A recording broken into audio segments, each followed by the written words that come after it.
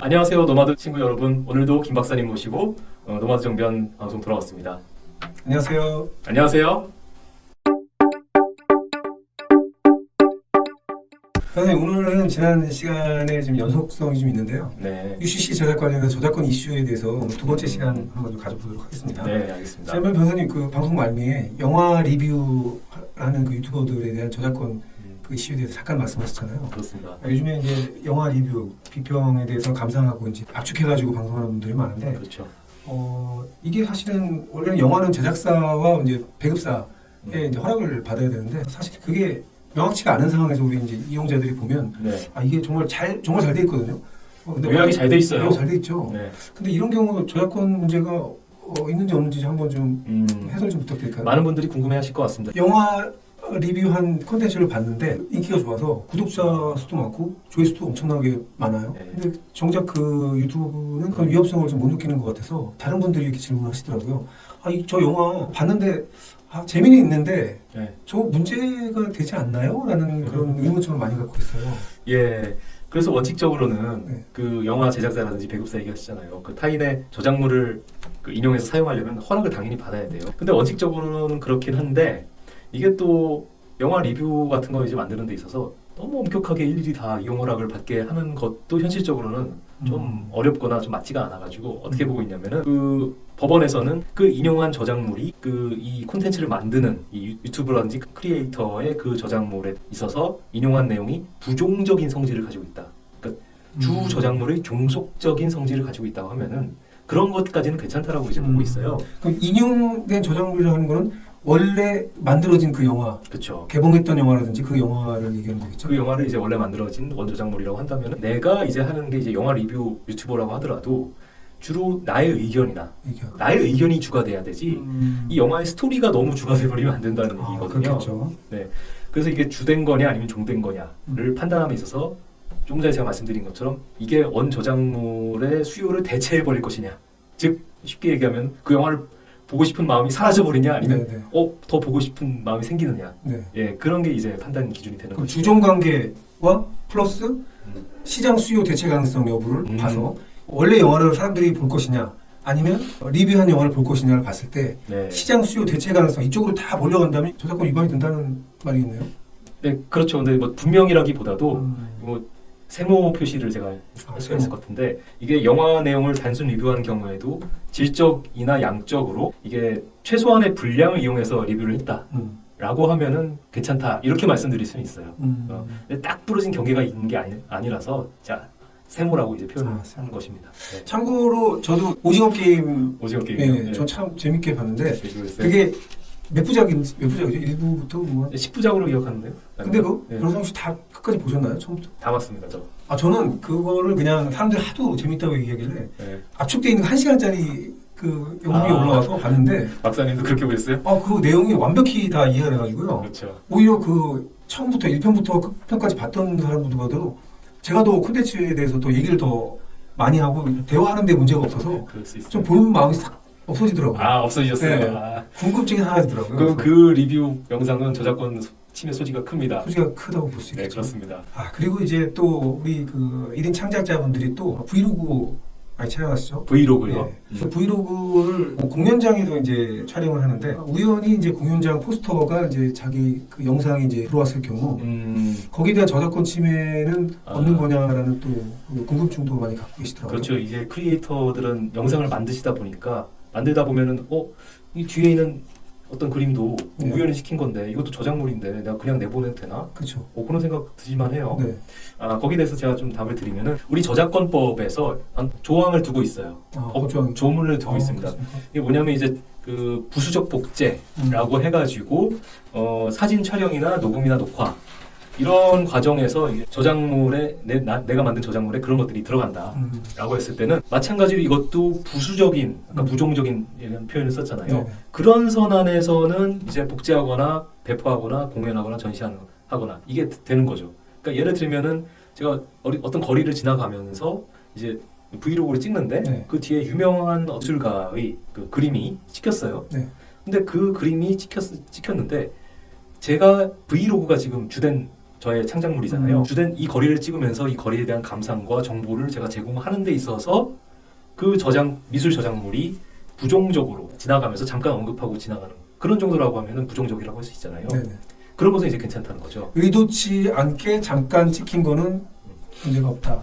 의도치 않게라기보다도 의도는 했을 수는 있어도 주된 것은 나의 독창성이 들어간 나의 이 저작물은 브이로그에서 이 거리를 내가 소개하는 것에 있어서 그 거리에는 그 미술 저작품도 들어가 있는 것이고 그렇죠. 그것이 이제 부속적인 부정적인 의미로만 이제 포함되어 있다 하면은 괜찮다고 하는 거죠. 약간 질적인 부분이라서 뭐 이렇게 딱 부러지게 설명드리기는 어려운데 그렇습니다. 예전에 지금 2019년도 저작권법 개정되면서 이 조항이 들어갔는데 그럼 그 전에는 결국은 문제 이슈가 많았기 때문에 이 법이 됐다고 볼 수 있겠네요. 그렇죠. 결국은 여러 가지 사건하고 판례들이 있었습니다. 대법원 판례도 있고 그렇게 정리가 되어 오던 것을 이제 입법을 확실하게 해가지고 네. 이걸 더 분명하게 법으로 명문화해서 정리를 했다고 이해하시면 될 것 같습니다.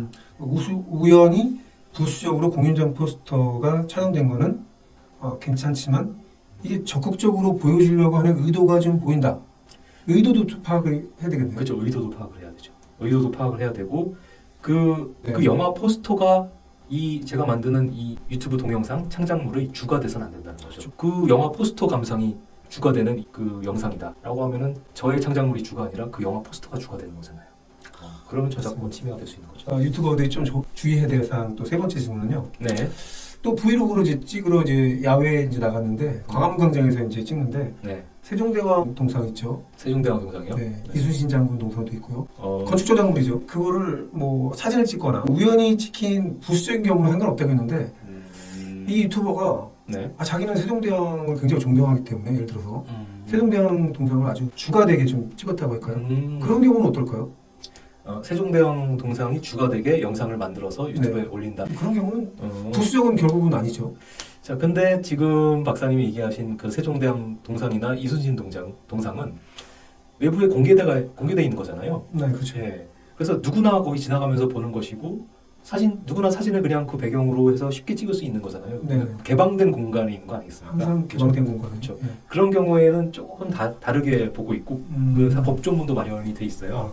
그렇습니까? 그러니까 그렇게 공중에 개방된 장소에 형식이 이제 전시되어 있는 경우에는 좀 굉장히 완화돼서 봐가지고 우리 저작권법에서 몇 가지 정도 이제 예시를 들고 있거든요. 그러니까 제가 보면은 그런 미술이나 건축이나 사진 저작물이 거리나 공원 또는 건축물 그 자체로 복제하는 게 아니면 괜찮다는 게 말이 좀 어려운데 예를 들어 이순신 동상을 그대로 똑같이 만들어가지고 가령 뭐 막 그렇죠. 피규어를 만든다든지. 그렇죠. 조각 그 자체로 네. 만든다든지 어떤 독특한 건물이 있는데 그 건물 그대로 베껴가지고 또 건물을 만든다든지 이렇게 똑같은 건물에서 건물, 조각에서 조각 이렇게 하는 게 아니라면은 괜찮다라는 취지로 조문에 이게 적혀 있습니다.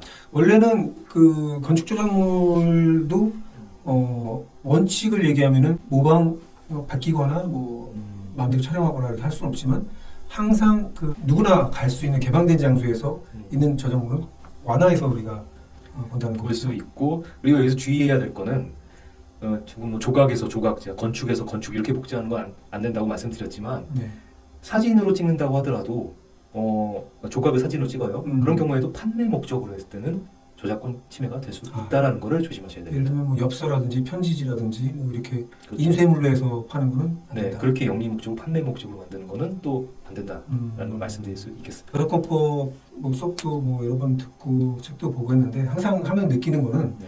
요거는 또 방송하면서 느낀 거는 저작권 이코르 크레바스다라고 표현을 하고 싶어요. 크레바스 아시죠? 네. 히말라야 산에 가면은 그 빙하 사이에 이제 그 깊은 골짜기 네. 아주 좁고 깊은 골짜기 그건 안 보이잖아요. 안 보이죠. 눈이 싹 쌓이면 비로소 밟아야만 그 떨어지는데 그렇죠. 저작권이 그런 것 같아요. 아주 고요한 그런 이쁜 아주 그냥 봐서는 전혀 알 수 없는 전혀 알 수 없지만 항상 위험이 도사리고 있는 음. 크레바스와 같은 존재이다. 그렇게까지 생각이 드십니까? 저는 그렇게 생각해요. 너무 무섭습니다, 솔직히. 그래서 그 저작권 관련된 이슈가 이제 생길 거에 대해서 항상 예상하고 좀 준비해야겠다는 생각이 들더라고요.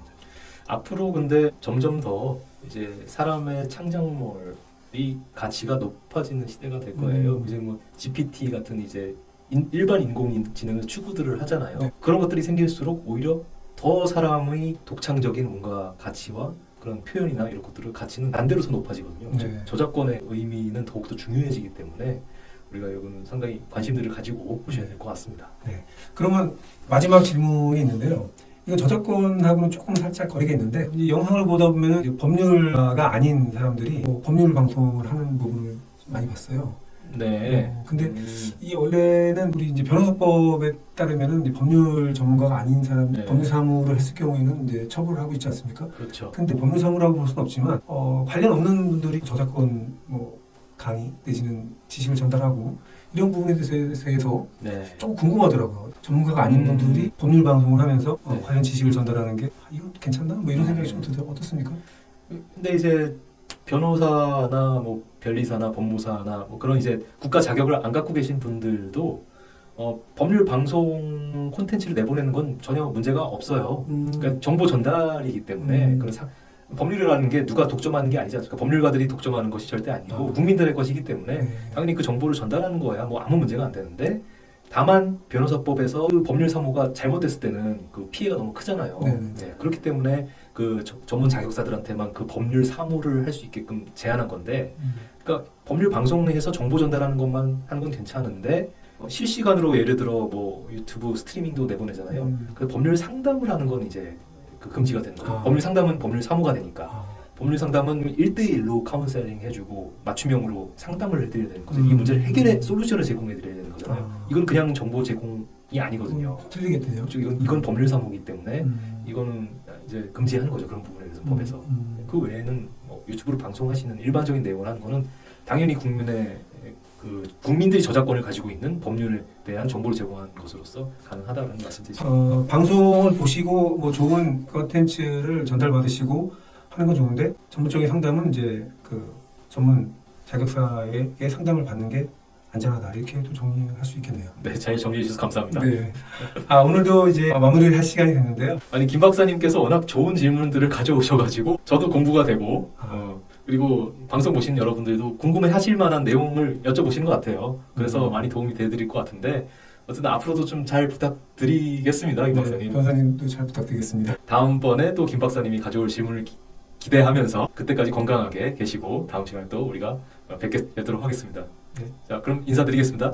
자, 안녕. 또 만날게요. 또 만나요.